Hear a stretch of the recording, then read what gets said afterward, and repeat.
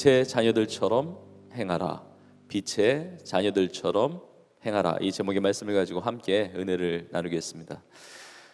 에베소를 기록하고 있는 사도 바울에게 있어서 예수님은 누구신가? 예수님은 어떤 분이신가? 정말 자신의 삶을 돌아볼 때 잊을 수 없는 주님, 정말 잃어버릴 수 없는, 지울 수 없는 주님에 대한 그 역사, 주님에 대한 어떤 이미지가 있다고 한다면 그것이 빛이시라는 것입니다. 빛. 예수님은 나의 빛이세요. 예수님은 빛이시라는 거죠. 왜냐하면 사도 바울은 빛 가운데 예수님 만났습니다. 그리고 사도 바울은 빛 가운데 주님의 음성을 들었습니다. 여러분, 사도 바울이 사도 바울 되기 전에 사울이라는 이름을 가지고 살았습니다. 예수님 만나기 전에 사도 바울은 교회를 박해하는 사람이었습니다. 예수님 믿는 사람 핍박하는 사람이었습니다.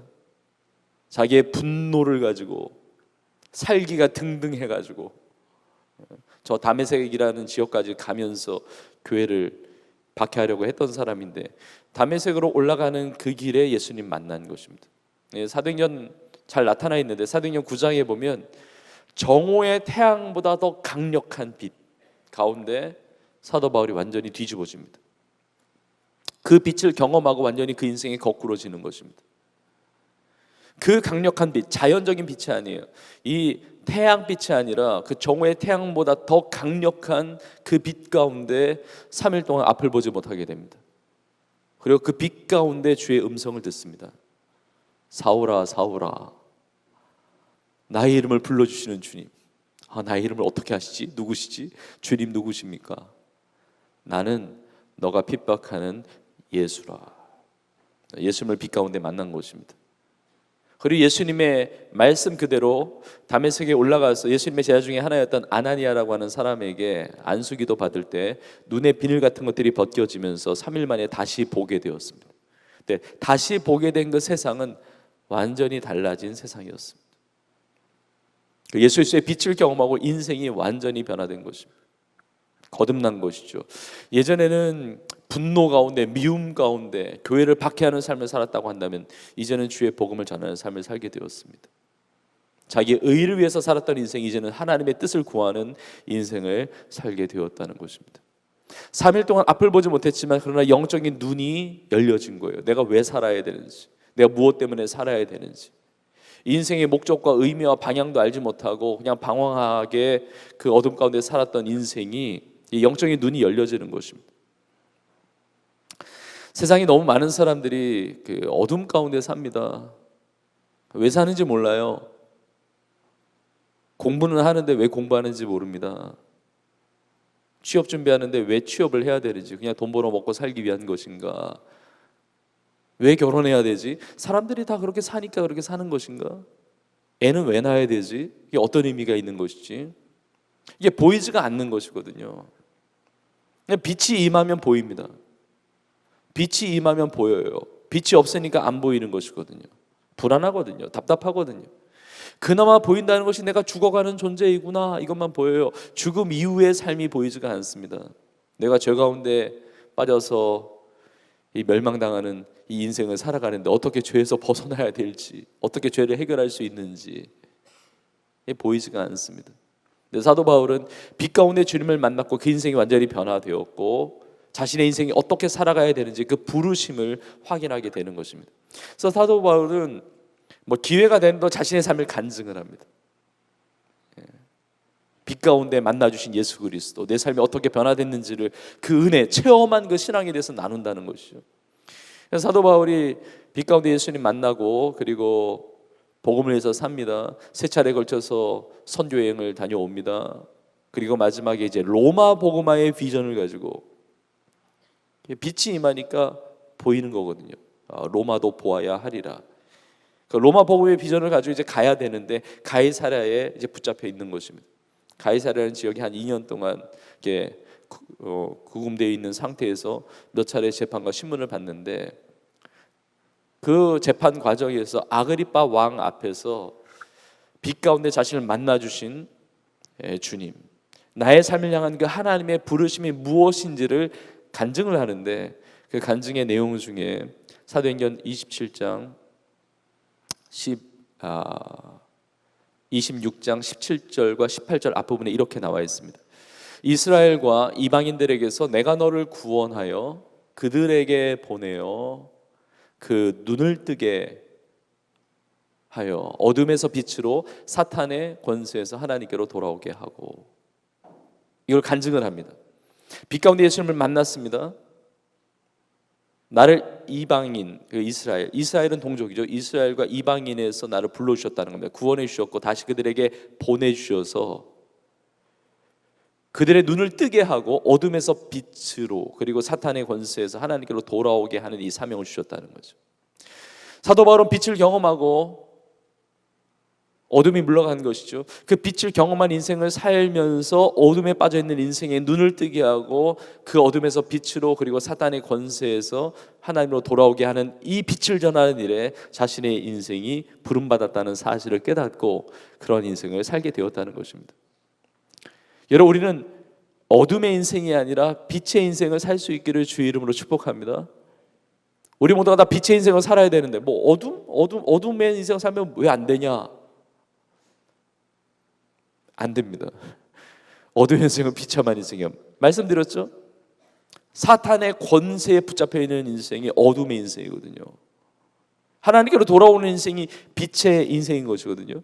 우리가 오늘 본문의 9절에 보면 이렇게 나와 있습니다. 빛의 열매는 모든 착함과 의로움과 진실함에 있느니라 그랬죠. 여러분, 이것은 주님의 성품이에요. 하나님의 성품. 하나님은 선하신 분이십니다. 모든 착함. 하나님은 의로우신 분이세요. 의로움. 하나님은 진실하신 분이시거든요. 우리 주님의 선하심과 우리 주님의 의로우심과 우리 주님의 진실하심은 영원 무궁하신 줄로 믿습니다. 이건 빛의 인생이에요. 그럼 어둠의 인생. 어둠의 인생이 뭐 어떻다고 어둠 가운데 살면 안 되냐? 아니요, 안 됩니다. 왜냐하면 이 빛의 열매가 아닌 그 어둠의 인생은요, 완전히 사단 마귀에 붙잡혀 있는 인생이거든요. 사단 마귀의 속성이에요. 착하지 않습니다. 사단 마귀는 나빠요. 악합니다. 여러분, 나쁜 인생 살고 싶으세요? 악한 인생 살고 싶으세요? 의롭지 않습니다. 불의합니다. 진실하지 않습니다. 진실을 가장하지만 그러나 거짓의 아비가 사단 마귀거든요. 그러니까 얼마나 교활한지 모릅니다. 절대로 그런 인생을 살아서는 안 되는 것입니다. 어둠의 인생은 사단의 권세 아래 놓여 있는 인생이고, 빛의 인생은 하나님이 다스리시는, 역사하시는 빛의 열매를 맺는 인생입니다. 그 어둠의 인생은 악인의 삶이에요. 죄의 삶, 죄로 완전히 망가지는 삶이 어둠의 삶이란 말이에요. 그 어둠의 삶이 있으면 안 됩니다. 빛의 삶은 의인의 삶이에요. 하나님 기뻐하시는 삶이에요. 그래서 잠언서 4장 18절 19절에 이렇게 말씀하고 있습니다. 의인의 길은 돋는 햇살 같아서 크게 빛나 한낮에 광명에 이르거니와 악인의 길은 어둠 같아서 그가 걸려 넘어져도 그것이 무엇인지 깨닫지 못하느니라. 이런 빛의 삶을 산다는 것은 의인의 삶을 살아가는 것을 말하는 것이고, 어둠의 삶을 산다는 것, 이게 악인의 삶을 살아가는 것인데, 우리가 빛으로 우리가 의인으로 살아갈 때 그 의인의 길이라고 하는 것은 돋는 해와 같이 이게 밝게 빛나는 인생이에요. 여러분, 빛나는 인생 얼마나 아름답습니까? 얼마나 귀합니까? 근데 악인의 삶은 어둠의 인생이고 걸려 넘어져요. 근데 걸려 넘어지는 게 왜 걸려 넘어지는지도 모르고 산단 말이죠. 여러분, 어두운 일, 깜깜한 밤에 다니다 보면 위험하지 않습니까? 안 보이니까 답답하죠, 불안하죠. 길이 아닌데 가다 보면은 사고가 터지게 되는 거예요. 여러분, 우리는 결단코 어둠의 인생이 아니라 빛의 인생을 살아가는 우리 모두가 될 수 있기를 주의 이름으로 축복합니다. 빛의 열매를 거두는 인생으로 쓰임받을 수 있기를 주의 이름으로 축복합니다. 저 그렇다면 어떻게 빛의 자녀처럼 행할 수가 있을까? 여기 행한다는 것은 살아가는 것을 말해요. 우리가 어떻게 빛의 자녀처럼 행하며 살아갈 수가 있을까? 오늘 말씀을 통해서 세 가지의 메시지, 이 빛의 자녀처럼 살아가는 삶의 특징 세 가지의 이 메시지를 잠시 함께 나누고자 합니다. 빛의 자녀처럼 행하며 살기 위해서는 그 삶은 어떤 삶이냐? 첫 번째는 주님 안에 있는 삶입니다. 주님 안에 있는 삶. 여러분, 이게 왜 중요하냐면 우리 스스로 빛을 못 만들어냅니다. 내 삶은 어두움이에요. 뭐 어둠 물러가게 하고 싶죠. 어둠 가운데 있는 우울함과 답답함과 무기력함과 절망과 근심과 다 떠나가게 하고 싶죠. 그런데 내 스스로 그걸 못한단 말이에요. 빛이 오면 어둠이 물러가는데 그 빛을 내가 스스로 만들어내는 것이 아니라 주님 안에 있을 때, 자, 빛의 자녀처럼 행하기 위해서는 먼저 빛의 자녀가 돼야 됩니다. 야, 학생처럼 살아라 그러면 학생이라는 것을 말해주죠. 부모처럼 행해라 그럼 부모가 됐으니까 하는 이야기예요. 자녀처럼 행동해라 그럼 자녀이니까 그런 얘기하는 거거든요. 빛의 자녀처럼 행하라라고 권면하고 있는 것은 빛의 자녀가 먼저 되어야 하는 거예요. 빛의 자녀. 근데 내가 빛의 자녀 스스로 되어지는 것이 아닙니다. 그래서 오늘 보면 첫 부분 8절에 보면 이렇게 나와 있습니다. 너희가 전에는 어둠이었지만 이제는 주 안에서 빛이라. 지금 에베소 성도들을 향해서 편지를 하고 있는데 에베소 성도들에게 말씀하고 있는 겁니다. 너희가 전에는 어둠이었다. 너희가 전에는 어둠이었는데 지금은 주님 안에서 빛이야. 전에는 어둠이었어. 전에가 언제를 이야기하는 겁니까? 주님 안에 있기 전에. 그 성도가 성도 되기 전에 우리가 어떻게 주님 안에 있을 수 있습니까? 예수를 믿는 법 비결밖에 없어요. 누구니 그리스도 안에 있으면 새로운 피조물이죠. 우리가 새로운 피조물로 거듭나고 구원받고 영원한 생명 얻는 것 믿음으로 가능했단 말이에요. 하나님이 세상을 이처럼 사랑하사 독생자 주셨으니 이는 그를 믿는 자마다 멸망치 않고 영생 얻은 것이죠. 주님 안에 있다는 것은 믿음으로만 가능해요. 그러니까 예수를 믿고 구원받은 성도로 살아가는 자, 이게 빛의 자녀가 된 것입니다. 주님 안에서만 빛의 자녀가 된다는 것입니다. 여러분, 우리 모두가 주님의 자녀로, 그 빛의 자녀로 살아갈 수 있기를 주 이름으로 축복합니다. 이 자녀됨의 권세에 대해서 잘 나와 있는 본문이 요한복음 1장인데 요한복음 1장이 1절이 이렇게 시작을 합니다. 태초에 말씀이 계시니라. 이 말씀이 하나님과 함께 계셨으니 이 말씀은 곧 하나님이시니라. 태초에 말씀이 있었습니다. 하나님과 함께 있고 이 말씀이 하나님이시라는 거예요. 근데 이것이 쭉 뒤로 넘어가면 요한복음 1장 14절에 또 이렇게 말씀하고 있습니다. 말씀이 육신이 되어 우리 가운데 거하심에, 말씀이 육신이 됐다는 것입니다. 우리가 그의 영광을 보니 아버지의 독생자의 영광이요, 아버지의 독생자의 영광이요 은혜와 진리가 충만하더라. 아버지의 독생자가 누구십니까? 하나님 아버지의 독생자가 누구시죠? 바로 예수님이세요. 하나님이 세상을 이처럼 사랑하사 독생자 주셨으니 그 하나밖에 없는 아들 예수 그리스도시거든요. 그러니까 말씀이 하나님과 함께 있었고 태초부터, 그리고 그 말씀이 하나님이신데 이 말씀이 육신이 돼서 오신 분이 바로 예수님이세요. 그 말씀과 예수님에 대해서 설명을 하면서 1절과 14절 사이에 예수님에 대한 너무나 중요한 메시지가 무엇이냐면 바로 예수님이 빛이라는 것이거든요. 그래서 그 중간에 있는 구절 보면 요한복음 1장 4절에 이렇게 말씀하고 있습니다. 그 안에 생명이 있었으니 이 생명은 사람들의 빛이라. 예수님이 빛이 되세요. 그리고 9절부터 11절까지 이렇게 나와 있습니다. 참 빛. 여러분, 세상에 참 빛은 예수 그리스도밖에 없는 줄로 믿습니다.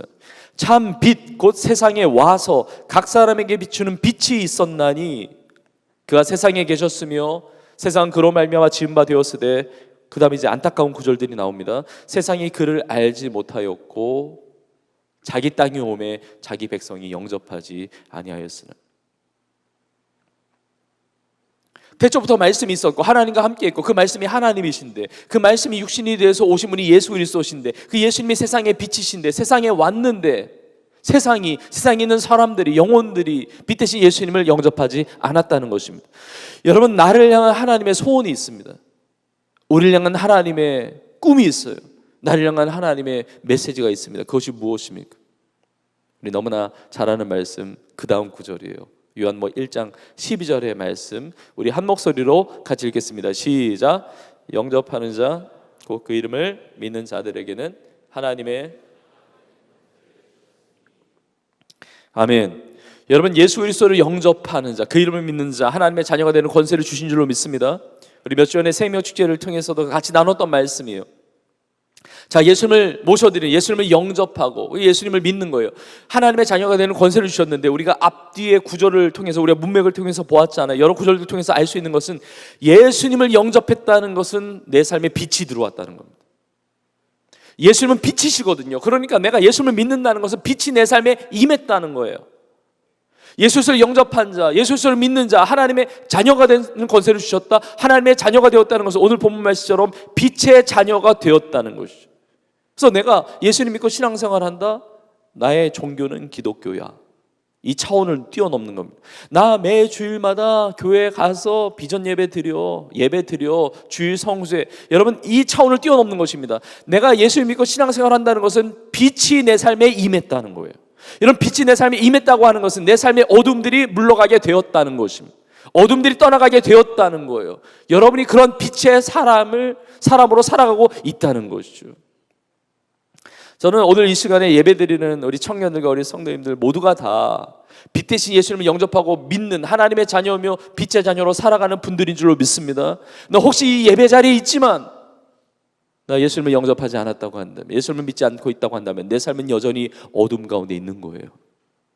여러분 모두가 빛 대신 그 생명이신 예수 그리스도를 여러분의 구조로 영접하고 믿고 하나님의 자녀, 빛의 자녀로 거듭나는 여러분의 삶이 될 수 있기를 주의 이름으로 축복합니다.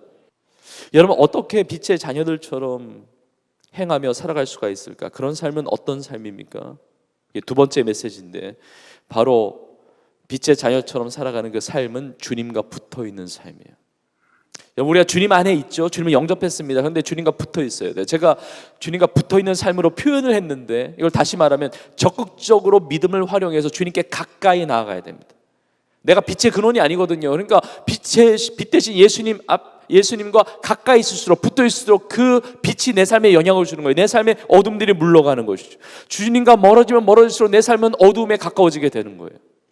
여러분 구절을 다시 보시면 빛의 열매는 모든 착함과 의로움과 진실함이 있느니라 말씀하고 있는데, 빛의 열매라고 표현이 되어 있잖아요. 열매는 붙어 있어야 맺는 것입니다. 요한복음 15장에 예수님께서 하신 포도나무와 가지의 비유를 통해서 알 수 있습니다. 우리는 가지입니다. 가지 스스로 열매를 못 맺어요. 포도나무 대신 예수님께 붙어 있어야 그 생명력이 우리 가운데 전달이 돼서 열매를 맺는 것입니다. 예수님이 이렇게 말씀하셨습니다. 너희가 나를 떠나서는 아무것도 할 수 없느니라. 여러분 이 사실을 믿으십니까? 예수님 떠나서는 아무것도 할 수 없어요. 그 예수의 생명, 그 예수의 빛, 우리가 붙어 있어야 되는 것이죠. 가까이 있어야 돼요.